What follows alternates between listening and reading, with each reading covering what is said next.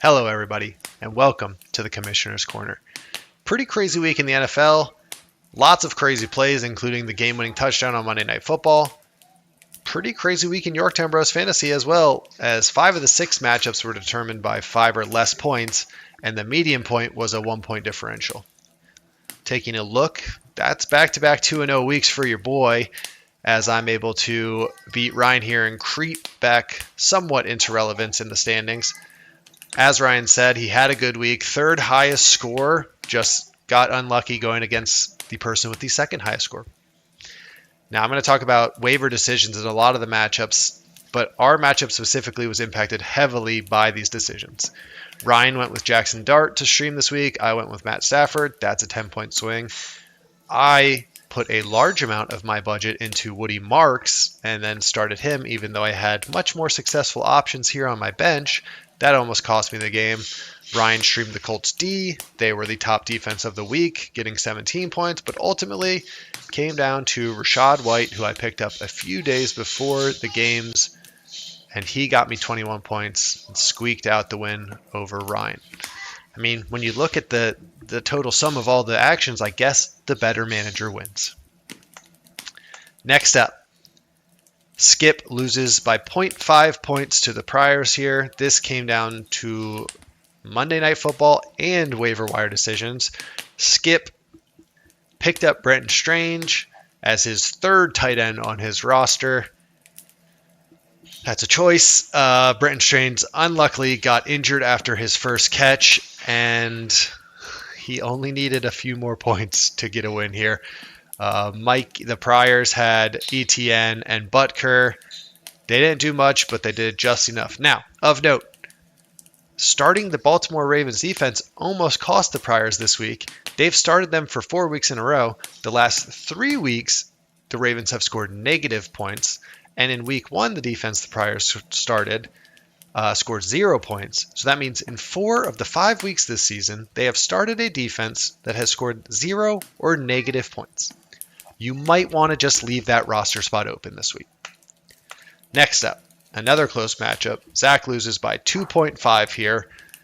And guess what was the reason for this? It was waiver wire decisions. Rico Dowdle picked up 2 days before game starts, drops 31 points. And I can assure you, Lou did not have other options on the bench. Bijan and Metcalf on a bye, sitting on these 2 lottery tickets, hoping they pan out. The depth here is shallow, but he was able to overcome that with Rico Dowdle scoring 31 points. Dak also had a good game. He did not get the median point, though, as for the second week in a row, Jeff beat him out by a point for the 6th highest score of the week, and Lou gets timmed once again.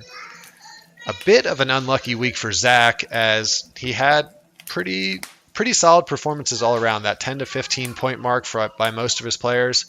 I mean, he lost out on the head-to-head matchup here by 2.5, lost out on the median by 3.5. Very thin margins between a 2-0 week and an 0-2 week there for Zach. Next up, our least competitive matchup. Brian gets the highest score of the week here for the second time this season and beats Chase. Now, Brian is getting these points off of Jonathan Taylor and Javonte Williams, the number 1 and number 3 running backs respectively. He had a good game from Goff and Waddle, but the rest of his team just really didn't need to do much after Taylor and Williams scored 56 points combined. And conversely, Chase had a pretty good week, just missing out on the median by a few points, mostly on the back of Egbuka. Now, Egbuka and Javonte Williams are going head-to-head in who is the highest value pick of the draft. This is a 10th round running back pick who's the running back 3, and this is a 9th round wide receiver pick who's the wide receiver 3. Both extremely good draft picks there from these 2 managers. Also of note, DeMercado, I don't know if y'all saw the play, dropped the football as he was crossing the goal line, but dropped it a little too early. Not only did that cost the Cardinals the win, it was an 8-point swing here, and those 8 points would have given Chase the median point on the week. Next up, the closest matchup of the week, and this came down to literally the second to last play of Monday Night Football. as Tim loses by 0.08 points. Of note, Tim traded for Travis Kelce right before these games. Another person in our league that has 3 tight ends on their roster. Not sure if that's some new strategy. I haven't heard of it, but it almost worked out for Tim. However, had he started Waller over Travis Kelce, he would have got the win. That 0.7 points would have been enough. That being said, Travis Kelce had a good game. All 3 of Tim's tight ends had good games. But on the last drive, Tim needed 1.7 points out of Kelce to get this win. 1 catch for 12 yards.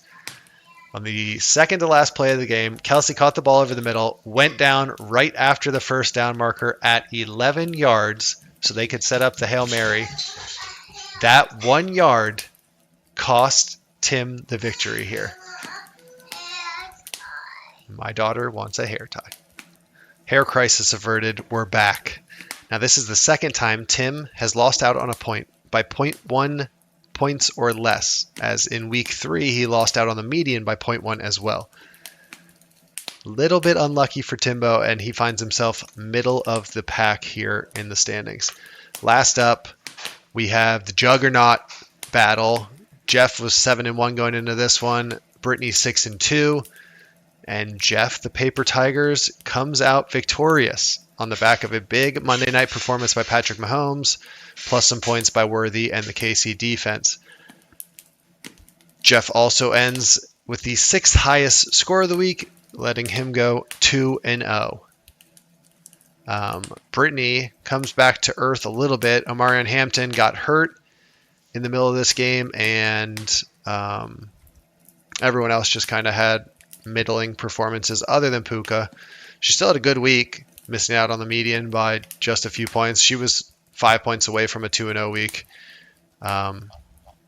But this brings her down to the middle of the standings.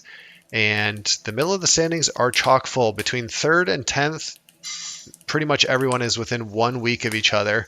You have Jeff up here at the top, even though he has the 7th highest points for on the season.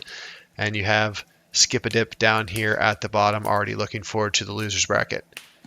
Bye weeks are upon us. Waiver wire decisions are going to be super important. We'll see what managers make the right decisions on the next Commissioner's Corner.